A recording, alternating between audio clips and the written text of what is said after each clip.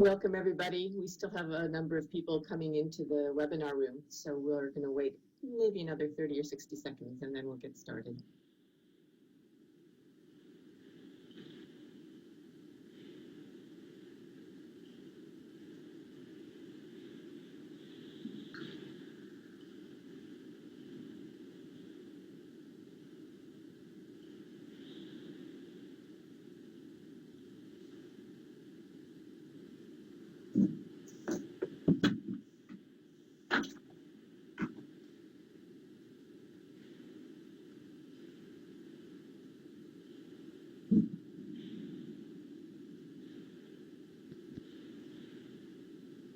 Okay, welcome everybody. It's really nice to have you all here today. This is Marcy Darnowski. I'm the Executive Director here at the Center for Genetics and Society. And this is one of a series of interviews that we're calling Talking Biopolitics. It's a series of online conversations with key thinkers and authors of recent books about a variety of biopolitical issues. And today we have the pleasure of talking with Ruha Benjamin about her new book, which is called People's Science, Bodies and Rights on the Stem Cell Frontier. And we'll be bringing your questions into the conversation a little bit later too. So you will see on your screen right now a Q&A box at the bottom right that you can type questions into at any point during the webinar. Let's see, before we get started talking to Ruha, I do have a few announcements to make. And the first one is to let you know that we have in the current lineup one more Talking Biopolitics interview scheduled, and that is on July 16th, also a Tuesday at 11 a.m. Pacific time, with Donna Dickinson, who's the author of a new book called Me Medicine versus We Medicine, Reclaiming Biotechnology for the Common Good. And we're going to be showing you these slides during the webinar. They have live links on them, but we'll also be sending you this information after today's webinar, so you can either bookmark it now or just wait to get an email with all the information on it. So the Talking Biopolitics web interview coming up with Donna Dickinson is on July 16th. And we also have posted online recordings of the previous Talking Biopolitics webinars.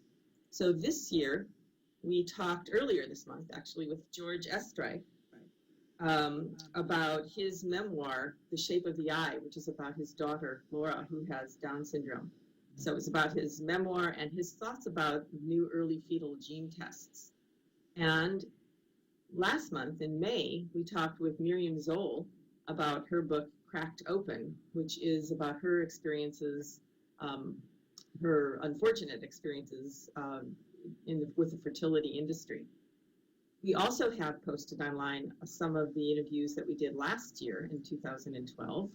We talked with Bill McKibben about his book, Enough, Staying Human in an Engineered Age.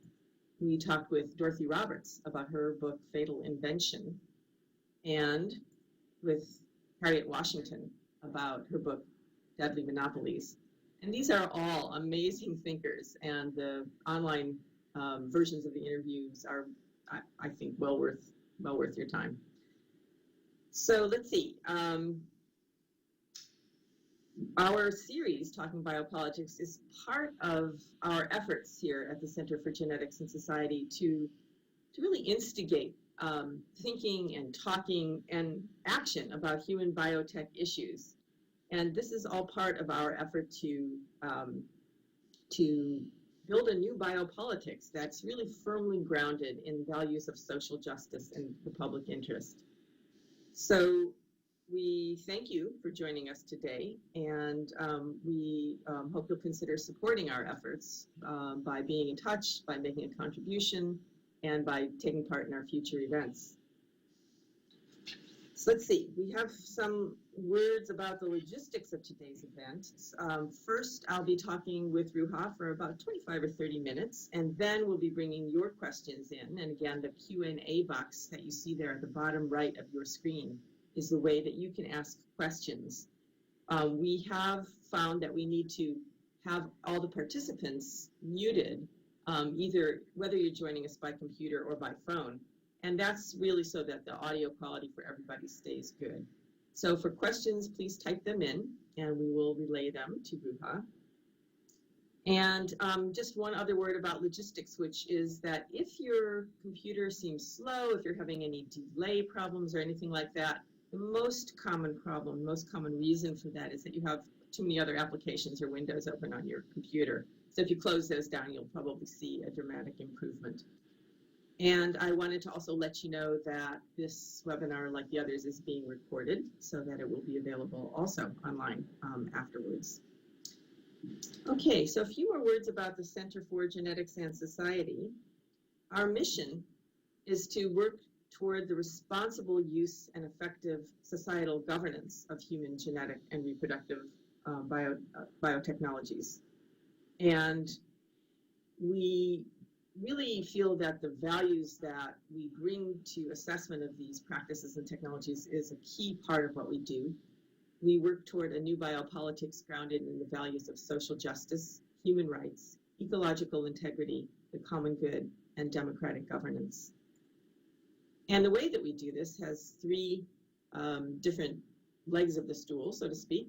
We do a lot of work with media and communications. We're often cited in top-tier media, and we do our own writing and publish in outlets ranging from academic journals to daily newspapers.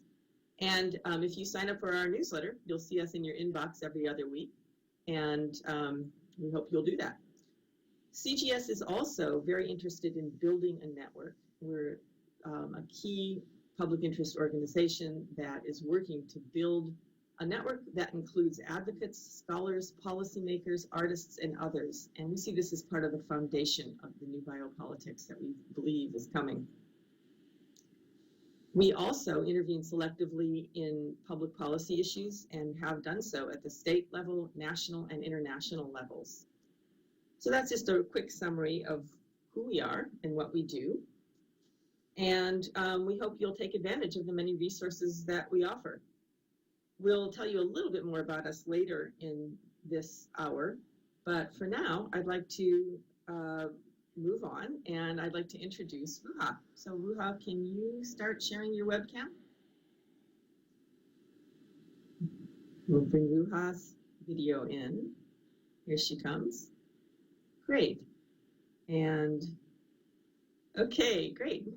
Ruha, welcome. It's so nice to have you here. Thank you. I've been really looking forward to this conversation. Let me tell people a little bit about you. Ruha Benjamin is an assistant professor of sociology and African American studies at Boston University and an American Council of Learned Societies fellow at the Harvard Kennedy School of Government Science, Technology, and Society. That's a great program there. And in addition to her new book, the one we're going to be focusing on today, People's Science, and in addition to her academic publications, Ruha writes for a lot of popular outlets, including Huffington Post. And she's been doing a lot of speaking and blogging and tweeting about issues of innovation and equity. Ruha currently teaches classes on the sociology of race and ethnicity and on science and technology studies and on biopolitics. And a little bit of personal information that she is willing to share with us. She was born in Wye, India. She grew up equal parts in South Central Los Angeles and in Conway, South Carolina. And now she lives in Brookline, Massachusetts with her husband and two sons. I wish I lived in Brooklyn. I live in Brookline, but if anyone wants to adopt me in Brooklyn, I'd be happy to. Thanks for that. All right, so let's jump in, Ruha. Sure. And what I'm hoping for this conversation today is that we'll kind of tack back and forth between the specific story that you tell in your book about the California Stem Cell Initiative and the California Stem Cell Program, and the broader political argument that you're making about what a more democratic and participatory science would look like. And this is something you do quite wonderfully in your book, and I want to emulate that for our conversation today. So to start, let me ask you a couple questions about the specific. And I think for the benefit of some of the people joining us, it would be good to start with just a little bit of explanation, because some of the participants I know are very familiar with the California Stem Cell Program, and others may not be at all. And so, there's been lots of controversies about it. It's been active in California since it was passed in 2004.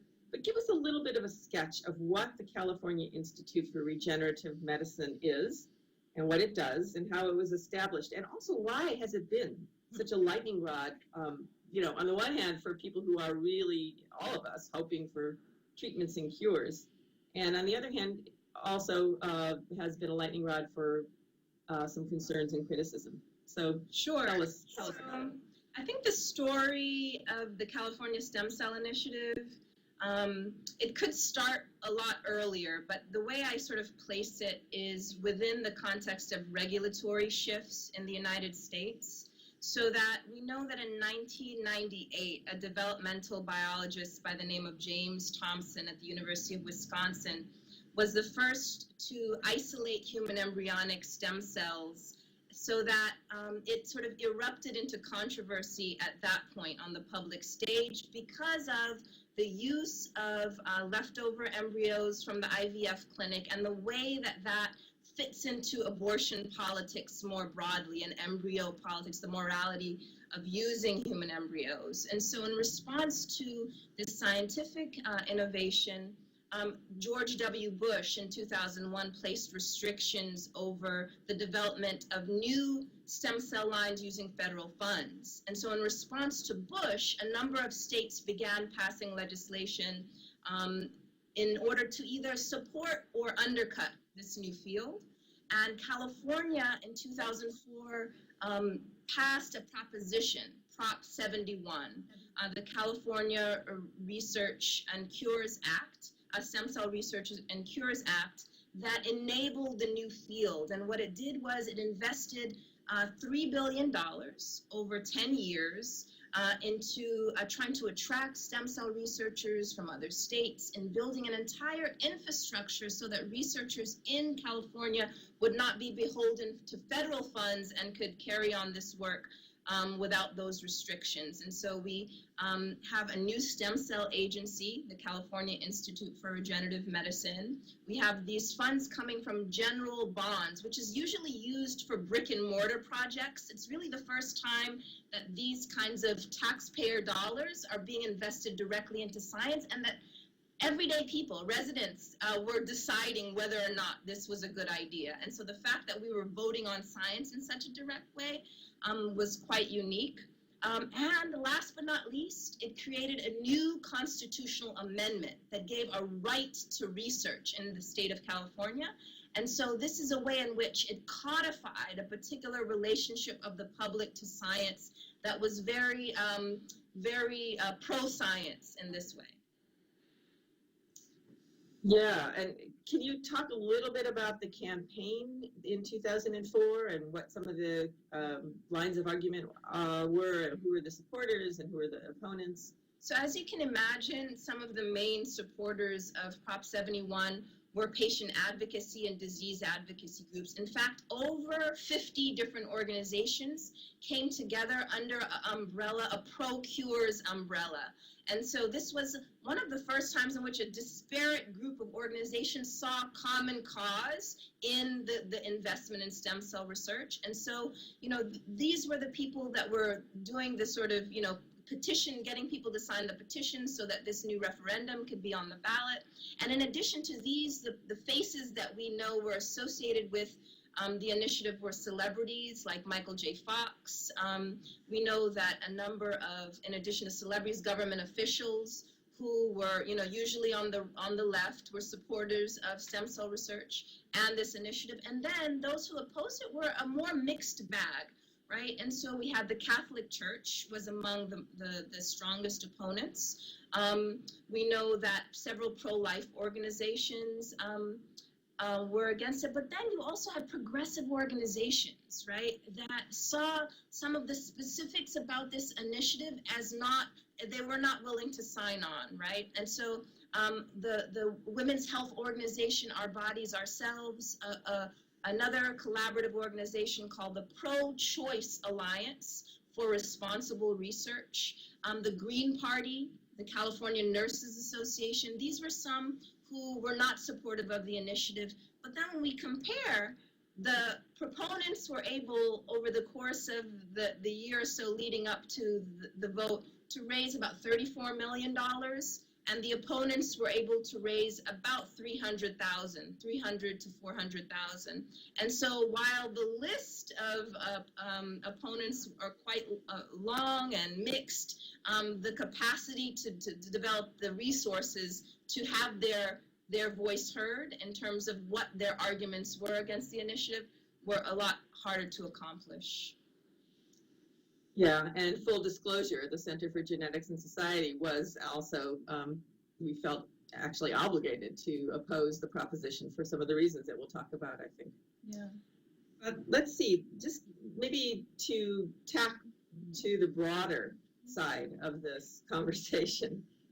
Why do you see, I think you see, why do you see the California Stem Cell Program as such an important case study in thinking about what people science would look like?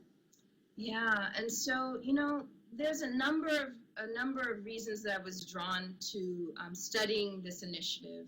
I mean, one is the investment in this as the future of medicine. So as someone who is coming out of a tradition of racial justice work around health and health disparities, my ear was attuned to anything that was saying, well, this is where medicine is going, this is where healthcare is going. And so both the promise of stem cell research as it relates to health, but then what really drew me to this is the fact that it was codified as a constitutional right to do this. And so what was interesting for me is the way in which this was prioritized above and beyond many other basic kinds of rights that are not yet established, right? Even the universal right to healthcare, right?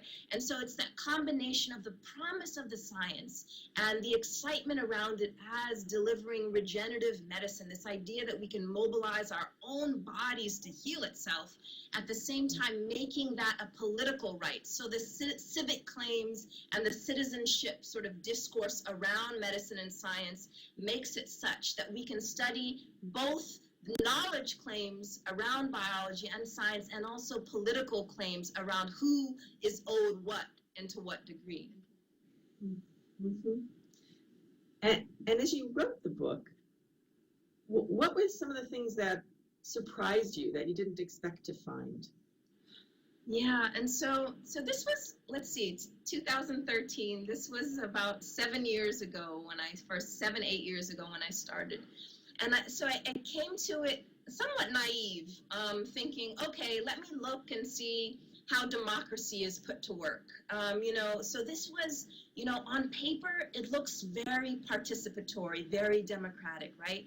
This is a scientific initiative that is funded by taxpayers, voted upon by, everyday people, and, it's governed by a public agency with an independent citizens oversight committee that is carefully sort of guiding the grants that are being given to researchers and the ethical issues and overseeing this. So on paper, it was a very nice way of thinking about what would a democratic science look like.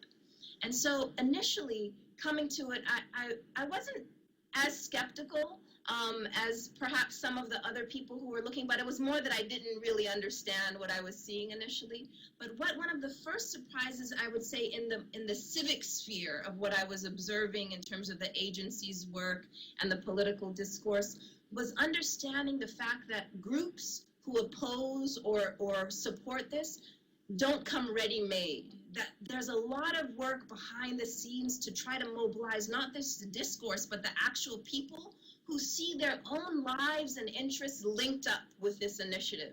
And so it was very interesting and surprising for me to see the process by which stakeholders are created, right? And so oftentimes we think about, who are the stakeholders here? But there's a lot of behind the scenes work that has to happen for example, someone who has devoted their professional or volunteer life working on a particular disease advocacy frame or a health justice advocacy frame, to then try to link up with what does stem cell research mean for the work I've been doing.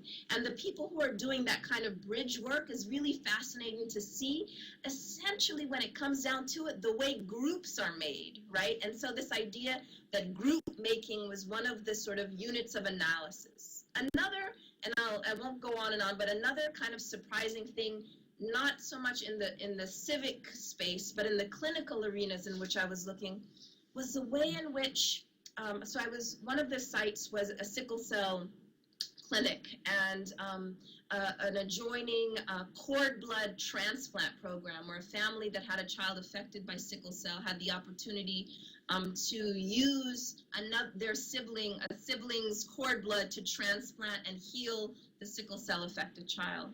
And one of the surprising things for me in this context was to see how an illness that is, understood to be one of the, clear cases of a genetic illness, a single gene disorder, how even in this context, environment and stress and diet is actually mediating the lived experience of illness.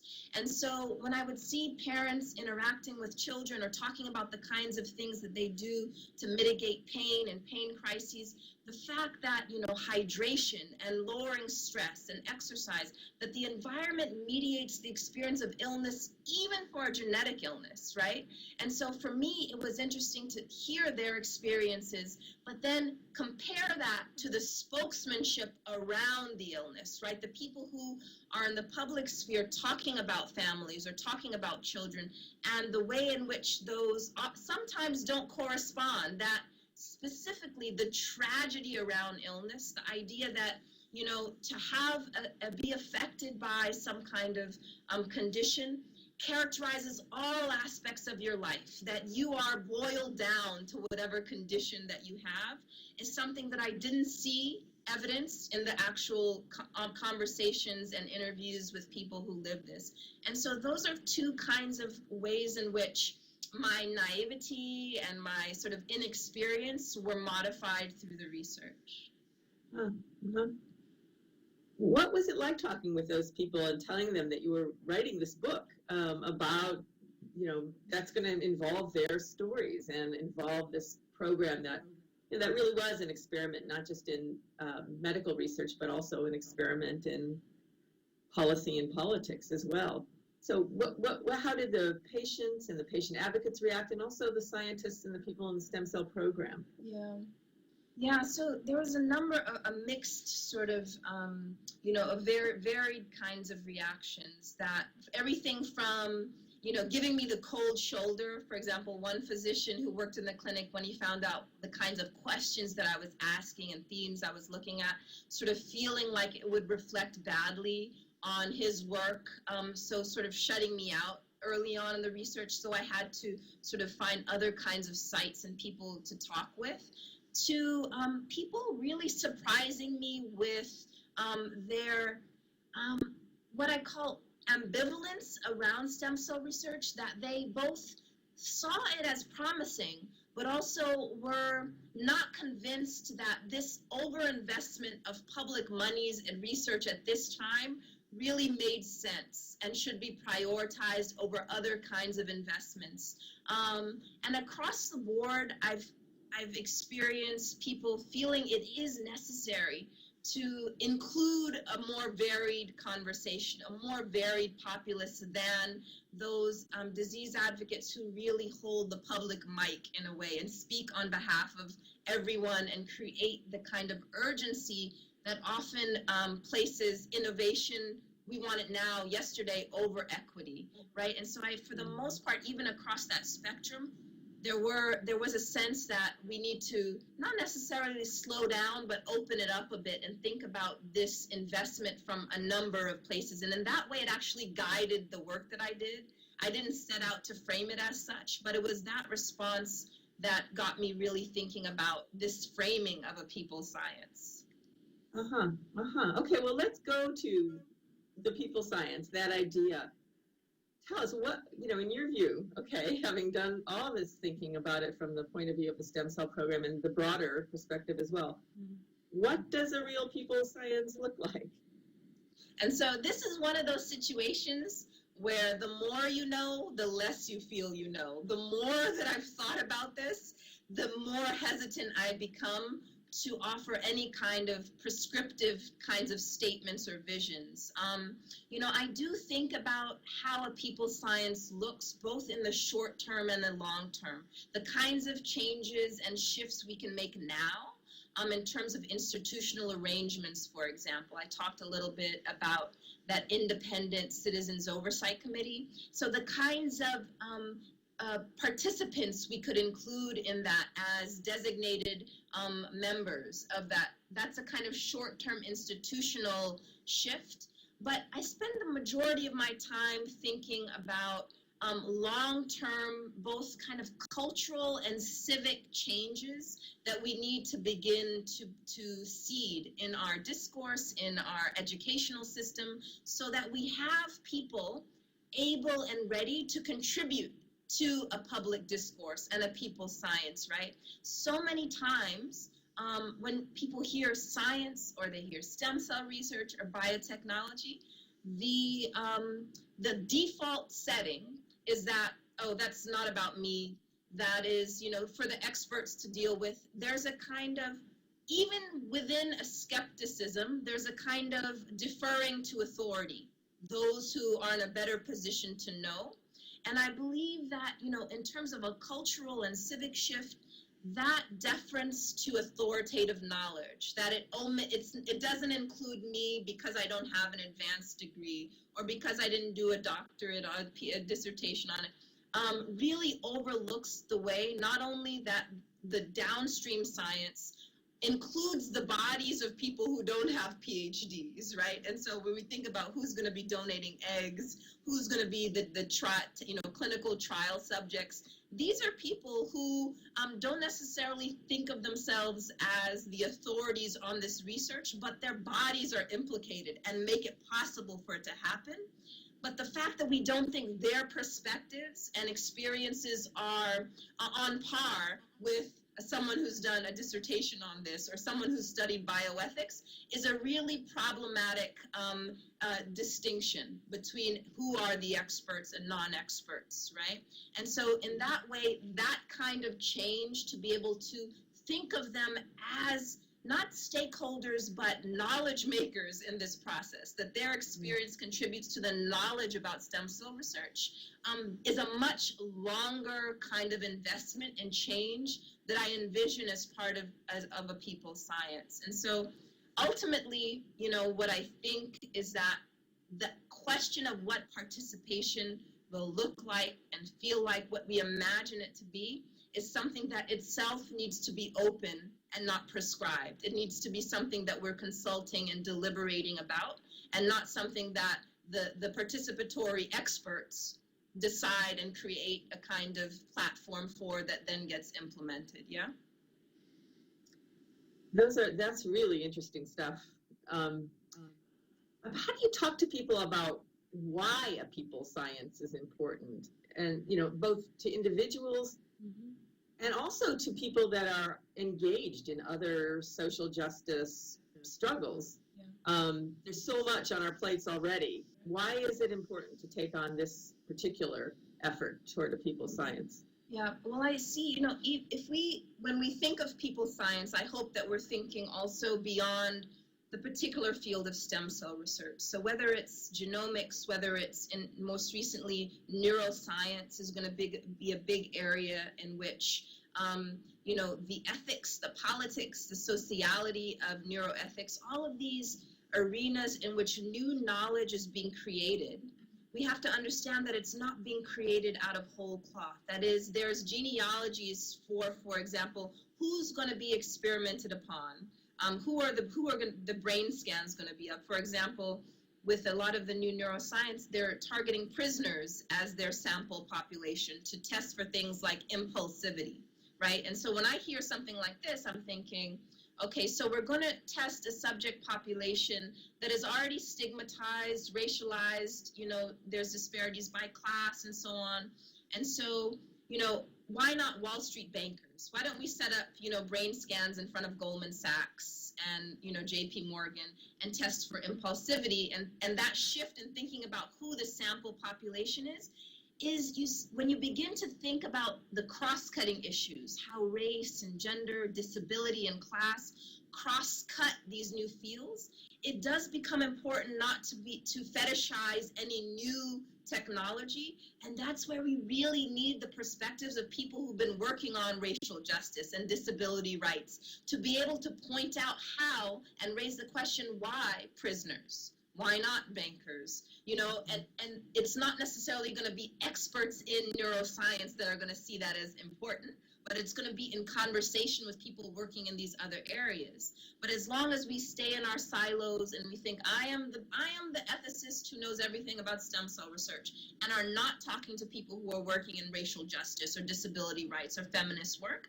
then I'm not going to be asking the full range of questions that I could about the field that I care about.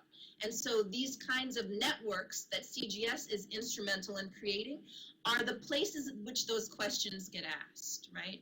Instead of just thinking and following with our sense of enthusiasm every new field that comes on the scene, it's these long-standing questions about equity and justice that we can apply to almost any new innovation. Yeah. Yeah. Well, that I feel 1,000% sympathetic to the things you're saying. And I want to ask you about a very specific point that you made in your book. And you said that biomedical researchers are often asking us that we imagine a future in which there are these incredible developments, and they are incredible developments. And our imagination is kind of being schooled to really think about it and hope for it and act toward it. But you say that at the same time, our imaginations somehow go limp when we're asked to confront social disorder. And you ask, why is it that we have faith in biological regeneration in contrast to and alongside our underdeveloped belief in social transformation? So kind of a, atrophy of social imagination coming in conjunction with a hypertrophy of biological imagination. So how central do you think that is to the challenges we face in trying to start working towards a people science, a more First of all, the way that you articulate that contrast is really beautiful. I wish I had that language. I would have quoted you in that section. It's really beautiful, hypertrophy and atrophy. I think, towards the end, the process of writing, it started out as a very empirical social science, qualitative research, ethnography, like let me get talk to people and sort of find the themes and the connections. And by the end of it, you'll see in the text that I am talking about imagination. And I realize that I'm moving from the empirical, what we can see and hear and observe the data, to seeing actually that it's so crucial that the way that we even collect data, both myself and the people who I'm studying, comes out of prior assumptions about what is possible, right? So, and this goes back to this idea of imagination. And so I'm struck over and over again when I'm reading the transcripts of the people who are meeting around tables and deciding the ethical standards of the research and, thinking about how this will apply to egg donors and parents who have a child with a particular illness, that, they cut themselves short. They are so enthusiastic about the possibilities of how this is going to, heal a heart or a brain, or we're going to be able to grow new this or understand new this. And then as soon as the question is posed, well, can we make sure that the prices for any new therapies do not exceed some ceiling? Can we tie it to the Medicaid prices? Can we ensure that some, actual tangible ways to ensure equity in the intellectual property agreements? All of a sudden at that point, that's unreasonable. This is the way we can't tackle this. It becomes all of a sudden the language of impossibility is garnered when we start talking about social and political transformation. And the contrast is striking, that I even get so excited when I think about cellular regeneration, right? When we think about the idea that every 7 days we have, completely new cells in our body. Every 7 years, our whole skeletal structure has a completely new cells. That idea, the biological, is quite amazing. But then I won't allow my own imagination to be cut off there. And so I bring that same enthusiasm and possibility to thinking about what it would look like to address social disorder, and not simply the kinds of biological transformations that some people think are around the corner. Yeah. And so in the participants of the California initiative, but I think much more broadly, when we open up, the science and technology section of our newspapers and see the headlines about what's possible, whereas we look at the economics forecast and we look at the housing forecast, everything just seems so doomed. And the kind of imagination that we marshal around the scientific and technological is somehow, missing, or it's not, or the people that do have that imagination, I should say, are not being profiled. The kind of groundbreaking work around community development and around participatory science doesn't make the front pages. Yeah. Yeah, wow. I think that is a really key and central point to this whole endeavor. Let me give you a couple minute break right now, and let's turn to a few more logistical things here.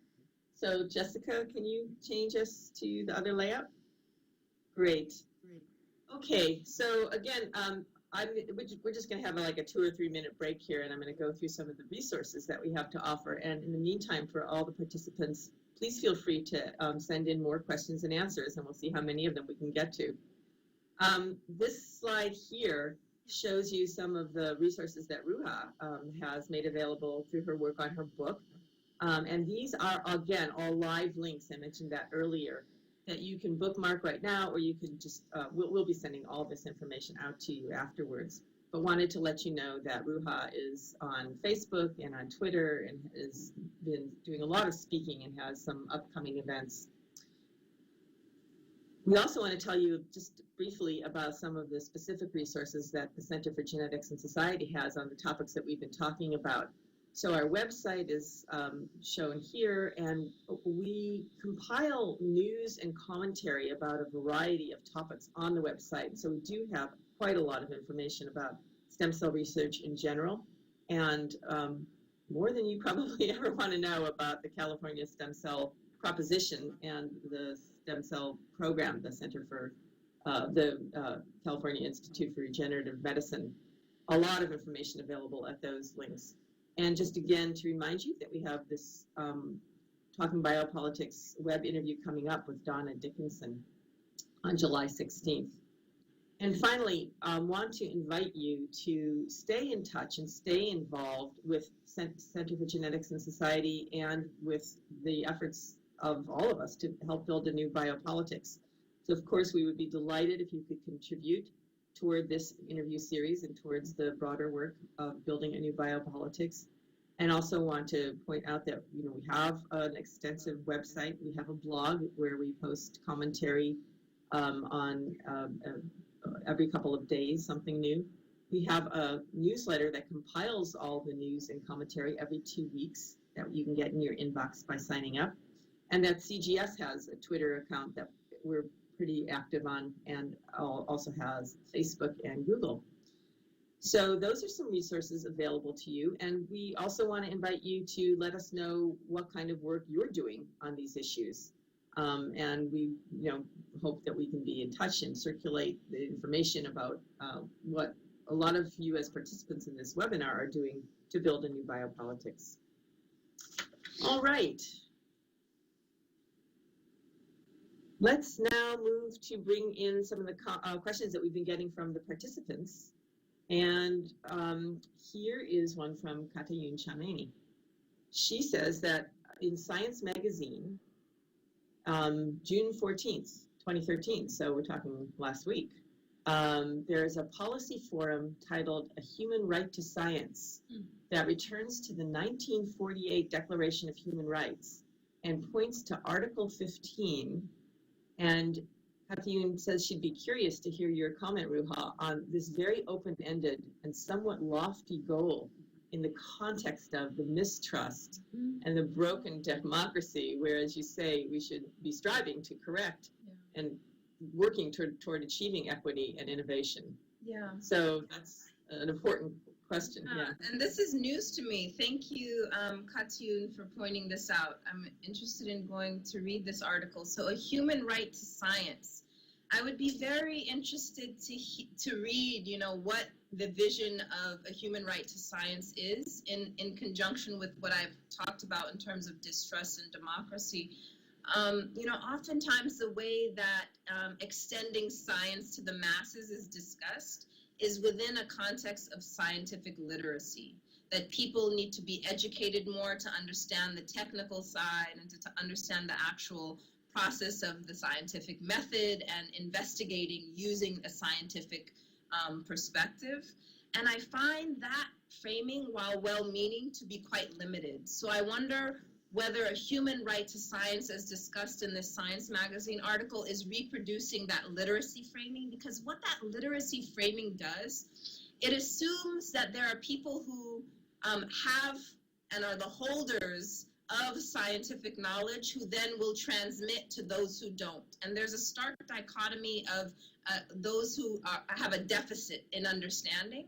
And it's not seen as a reciprocal exchange, as I was describing about the people who are often, especially when we talk about biological knowledge and the life sciences, is that there are human beings involved in producing the knowledge, and their experiences are seen either as secondary, or it's talked about in terms of raw materials, providing the raw materials. So that dichotomy between body and mind, which is also a gendered binary and a racialized binary, that those who are creating the knowledge will then share it or extend it or bring into the fold those who, up till that point, have been the mere raw material for it. That kind of model of what it means to have a human right to science is something that we need to begin questioning, and questioning who are the supposed holders of science and gatekeepers of science, so that we begin to retool our understanding of knowledge making to begin with. So that's a very vague response, partly because I haven't read the article,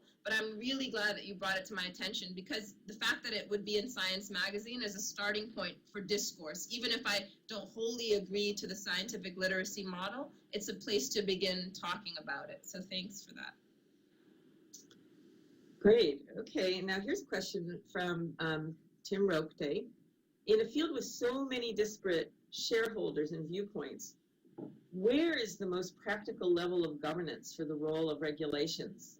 And he gives an example, which is about the number of fertilized embryos that can be used in the IVF process. So the number of fertilized embryos that can be transferred into a woman's body to be gestated. And he refers to the unfortunate experience of Nadia Suleiman. Yeah. And so, Tim, I think you're referring to this idea that standard practice in egg extraction is to extract multiple eggs at a time, and that this practice is actually one of the major causes of many of the serious side effects that come from egg donation. And so that there's a growing group of people who are saying, let's not have a moratorium on egg donation altogether, but let's limit it to single egg extraction to create a safer conditions for the egg donors. And in this shift in practice, we're prioritizing the health of the egg donors over the needs of the researchers, right? Because you're not getting as many at a time, but you have a higher safety. And so I think that I would really agree with you, and I've written a little bit about this on Huffington Post, where I point to this practice, this shift from multiple to single, as one of the things that we could potentially institute tomorrow, right? We can begin shifting to single egg donation, and crucially, we should begin tracking the long-term and short-term health of egg donors in a very systematic way. So again, this very striking juxtaposition between the meticulous kinds of standards in scientific investigation, where we keep track of everything, where we document everything, where we revisit the results and ensure that what we're finding is falsifiable and verifiable. And then the stark contrast when we look at egg donation and keeping track of the health of women, there is not the same rigor, there is not the same investment and systematization that we then apply to other forms of investigation. So we need to bring that vigilance that we apply to other kinds of research to keeping track of the health and well-being of people who are supplying the eggs for research. And so I would agree with you that this is one of the places, kind of ground zero, that people science is not just about hearing my perspective on, stem cell research, but it's actually ensuring that the people who are involved in helping produce this knowledge, in this case egg donors, have their health and their rights prioritized and centralized, at least if not above the concerns of researchers to have more eggs at any given extraction time. Right. Now, Ruha, you devoted a whole chapter of People Science to this question. I think it was called Eggs for Sale. Yeah. And you've written about this, as you mentioned, recently in Huffington Post and also in the Chronicle. So can you just tell people a little bit about why this issue about the commercialization of eggs has become a hot issue again in California right now? Yeah, so initially, in the early years of the implementation of the California Initiative, after some deliberation, there came a consensus where the California Institute pinned its own standards with those of the national academies and banned any form of payment to women for donating eggs. And so this is different from women who would donate for in vitro fertilization. They're donating for research, and they can only get reimbursed for direct expenses, the medications involved, the time, and all that, but not payment for any above and beyond the direct expenses. So there was quite a tight regulatory sort of grip on payment.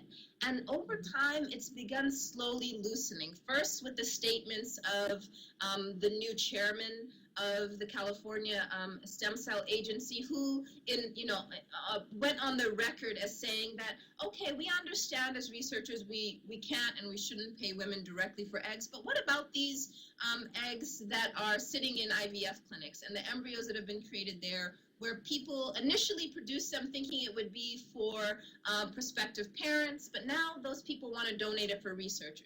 Can we please just get permission to use those eggs, even though they were paid for initially? Now they're being donated. So in public statements, there was a kind of loosening and getting comfortable with the idea that maybe not directly, but at some point in the process of creating this tissue, there was money exchanged. And so they call it grandmothering in these gametes that then could be used. And so you saw that sort of loosening. And then most recently, in the last month or so, there's been an assemblywoman in California, Susan Bonilla, who has introduced a bill 926 that comes right out and says we should be able to, pay women, researchers should be able to pay women for egg donation. Now, my understanding is that even if this passes, and it could pass any day, I believe it's already passed the House and now it's being visited by the Senate, that even if it passes, it won't apply to the California Institute for Regenerative Medicine. That is, the strict regulatory anti-compensation policy will still hold, but for any other researchers in the state, that would not hold. That is, they could begin to pay for eggs, and this was modeled after New York. So New York is the only state, as far as I know, which allows payment for eggs. And so what we're seeing, to sum it up, is a gradual loosening of the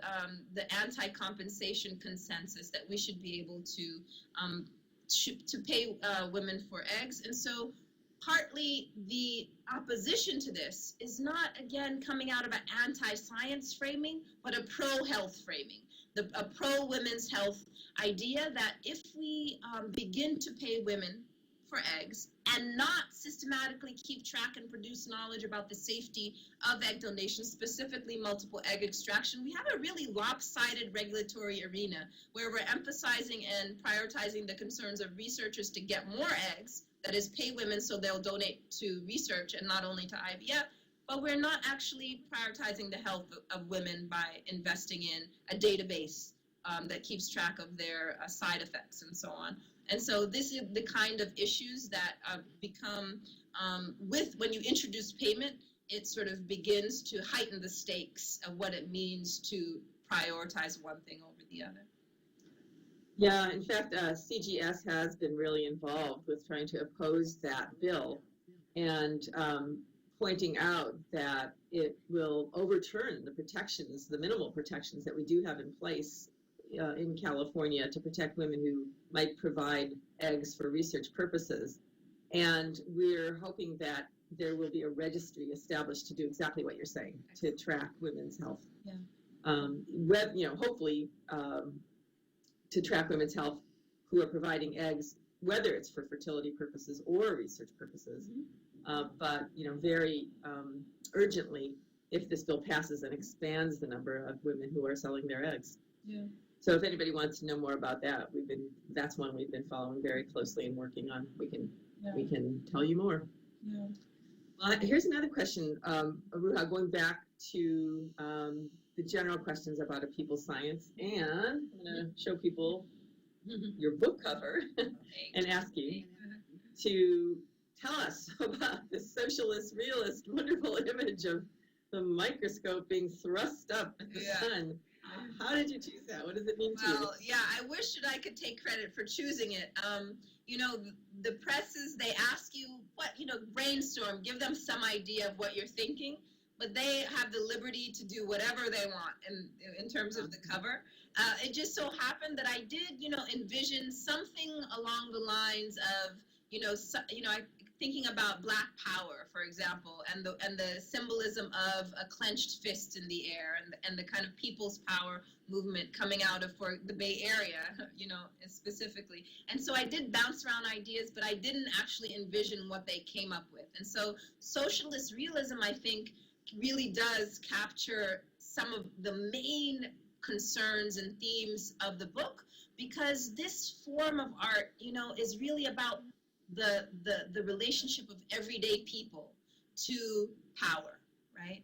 And so when we think about, the questions that are typically asked, either about embryo politics, thinking about unborn children or tissue, depending on your worldview, as the central line of debate around stem cell research, and the way that has overshadowed all kinds of other political and ethical concerns, like that is what the stem cell debate is about embryo politics, is something that I was trying to navigate and trying to open up and say, there are people living and breathing on many sides of this issue that I'm interested in, right? And those people may have very strong opinions about embryos and about tissue, but my concern is really about the people. And so socialist realism, likewise, is about the people.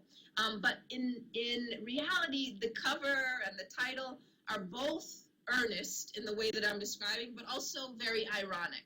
Because, as I said, on paper, the initiative and the case that I look at, has this very populist feel, people going to vote, this is for your future health, this is for your family's illnesses.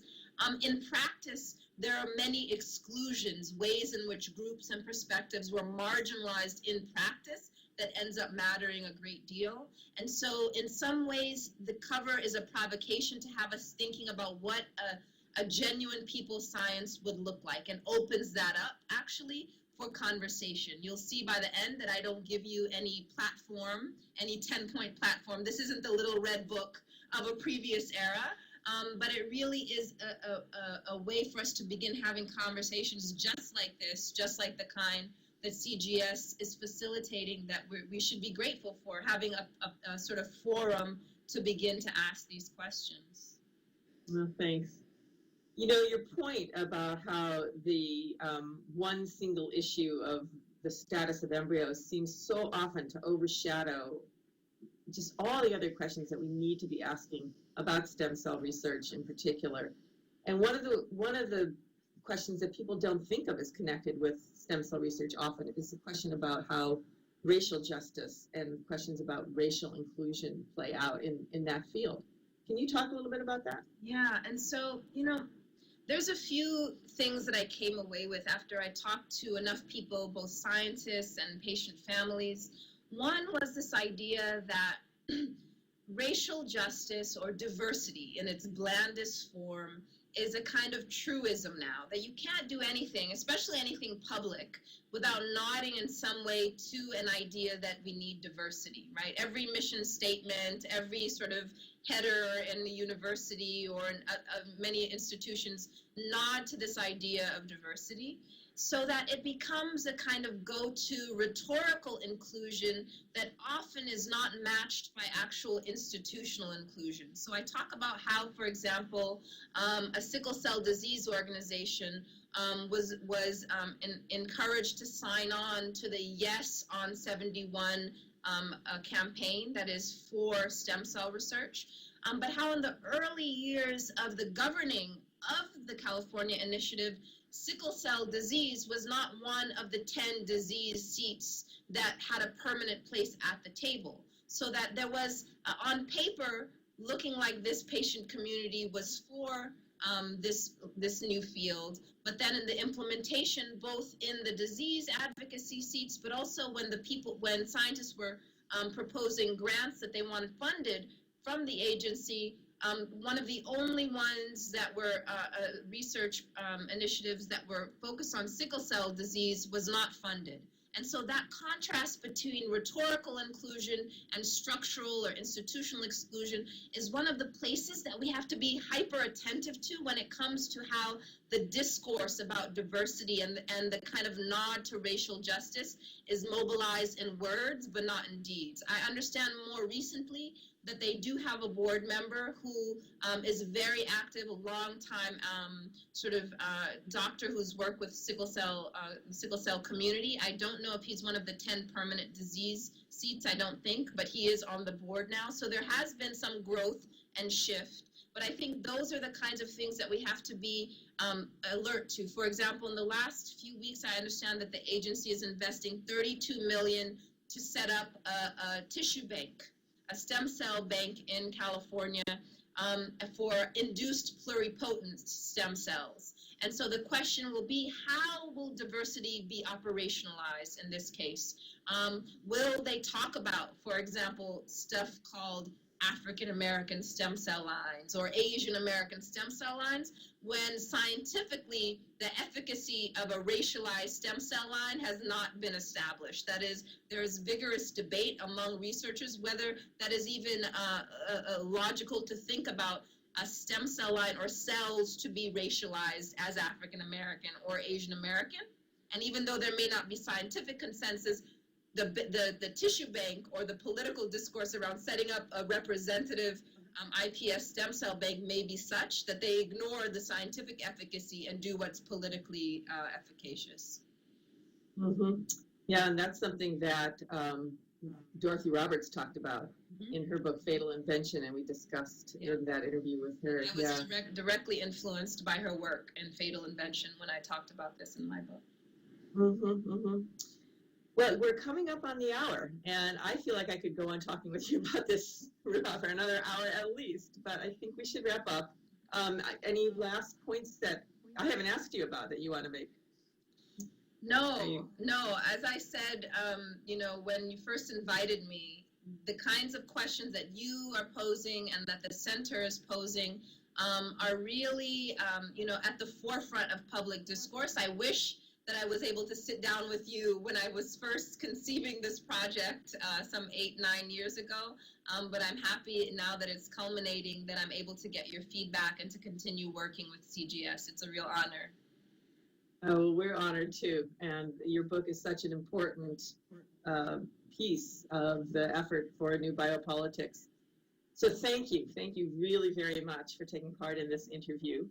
And I want to thank everybody who's on the line as well, and remind you that we're going to be posting this web interview in a couple of days, and you'll be able to review it, you'll be able to share it with friends and colleagues and family members, and as well as all the previous and future Talking Biopolitics web interviews. So just again, we'll be sending everybody the links, all the ones that we showed on the slides during this hour. And we also will be sending you a Survey Monkey with just a few questions about your experience of the interview and suggestions for what we might do better in the future. And we really look carefully and take seriously that kind of feedback. So we ask you to please fill out the questions. So